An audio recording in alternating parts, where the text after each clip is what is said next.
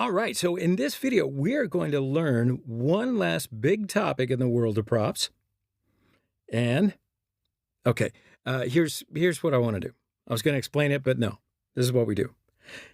I want to take each of those different components that we just put together and wrap them in a sort of user card, right?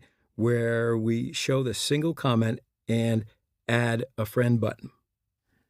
So we're going to do some thinking about the best way to wrap each of our comments with some additional little card and a button underneath of it. And there's actually a really easy way to do this. We could absolutely open up that app component right here and add a little bit more JSX to this thing to show that kind of outline for this card-looking thing. Remember, the ultimate goal here is to introduce you to one last big idea in the prop system. So, we're not going to change our single comment component. Instead, we're going to create a new component called user card, and user card component is going to show this kind of outline around it with an add friend button. So now when we make the user card, we're not going to always show an instance of a single comment. And I want to tell you why.